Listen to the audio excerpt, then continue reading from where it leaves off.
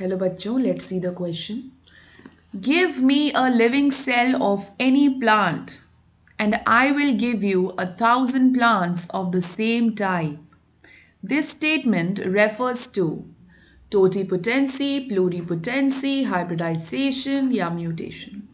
तो आप इस क्वेश्चन ये थोड़ा सा अजीब सा क्वेश्चन है क्योंकि इसमें एक वाक्य बोला गया है. तो वो बोल रहा है कि give me a living cell of any plant.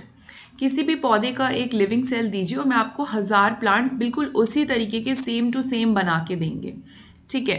तो ये जो है ये किसकी बात कर रहे हैं. तो ये इसमें क्या होता है कि जैसे अगर आप एक कोई पौधा लें, ये प्लांट टिश्यू कल्चर में हम करते हैं माइक्रो प्रोपोगेशन में. आपके पास एक पौधा है, इस पौधे का आप कोई भी प्लांट ले लीजिए. इसमें थोड़े हम फूल भी बना देते हैं. कोई भी पार्ट ले लीजिए, एक पत्ता आप उठा लीजिए और उस पत्ते को जब आप प्लांट टिश्यू कल्चर में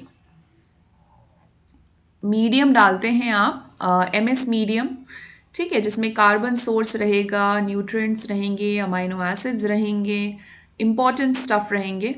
तो वो पत्ता को जब आप इसमें डालते हैं, ठीक है, और उसके बाद इसको कई सारे हार्मोन्स आप देते हैं, ऑक्सिन, साइटोकाइनिन, एक पर्टिकुलर रेशियो में.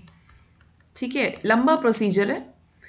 उसके बाद कैलस फॉर्मेशन होगा. तो अल्टीमेटली क्या होगा कि आपका एक पूरा का पूरा पौधा बन करके तैयार हो जाएगा. जी हाँ, एक कोई भी प्लांट के पार्ट से पूरा का पूरा पौधा हम बना सकते हैं. ओके, पूरा का पूरा पौधा हम बना सकते हैं.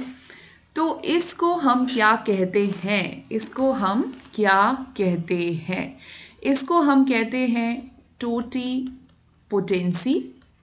ओके, अब आप सोच सकते हैं कि मैम प्ल्यूरी पोटेंसी क्या है, टोटी पोटेंसी क्या है. तो इसको totipotency. So what is totipotency? Totipotency is the ability of an explant means a part of the plant in this case. So what is totipotency? The ability of an explant to give rise to a whole plant, that is known as totipotency. ठीक है, तो इसलिए इसका option A सही जवाब होगा. But हमें बाकी सारे ऑप्शंस भी देखने होंगे. प्ल्यूरिपोटेंसी. ओके, अब प्ल्यूरिपोटेंसी जो है वो टोटिपोटेंसी से एक नीचे आएगा. मतलब अगर टोटिपोटेंसी सबको राइज दे सकता है, पूरे प्लांट सेल को राइज दे सकता है, तो प्ल्यूरिपोटेंसी जो है वो उससे थोड़े कम सेल्स को राइज दे पाएगा.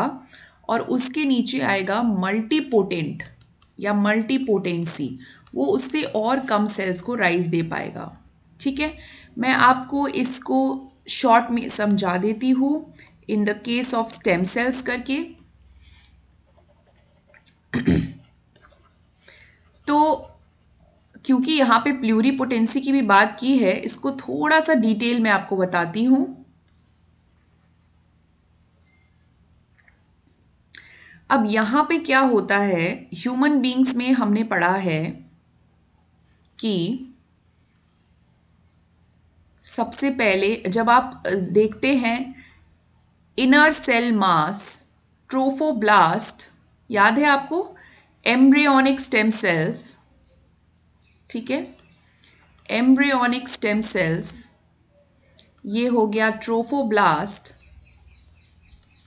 तो ये थोड़ा सा डिफ्रेंशिएट कर चुका है. ठीक है, तो इनर सेल मास की अगर हम बात करें, या जो एम्ब्रियोनिक स्टेम सेल्स हैं, मैं एनिमल्स में इसलिए जा रही हूँ क्योंकि आपको ईजिली आप रिलेट कर सके प्ल्यूरिपोटेंसी के साथ. तो जो एम्ब्रियोनिक स्टेम सेल्स हैं वो प्ल्यूरिपोटेंट होते हैं. दोज आर प्ल्यूरिपोटेंट, यानी कि they can give rise to the ectoderm, endoderm, mesoderm, but they can't give rise to the trophoblast ना, क्योंकि वो तो डिफ्रेंशिएट हो चुका है. समझ रहे हो आप? तो ये प्ल्यूरिपोटेंट हो गया. अगर इसके एक आप ऊपर जाओगे, अगर पूरा का पूरा ब्लास्टुला वाला सीन देखोगे आप, तो वो फिर टोटीपोटेंट हम उसको कह सकते हैं। तो टोटीपोटेंट ज़्यादा चीज़ों में डिवाइड हो सकता है, डिफरेंशिएट हो सकता है, प्लूरीपोटेंट थोड़ा कम, और मल्टीपोटेंट मतलब थोड़ा और स्पेसिफिक हो जाएगा। जैसे अगर मैं बात करूं कि एंडोडर्म, हम इसको कह सकते हैं कि ये मल्टीपोटेंट है, क्योंकि ये केवल जो इनर मोस्ट जो डाइजेस्टिव सिस्टम है उसको राइज दे सकता है ना। नर्वस सिस्टम को तो राइज नहीं दे सकता ना, वो तो एक्टोडर्म को देता है। तो ये मल्टीपोटेंट हो गया, समझ रहे हो आप। तो इस तरीके से लेवल्स में इसको अरेंज करते हैं, टोटीपोटेंसी, प्लूरीपोटेंसी, मल्टीपोटेंसी।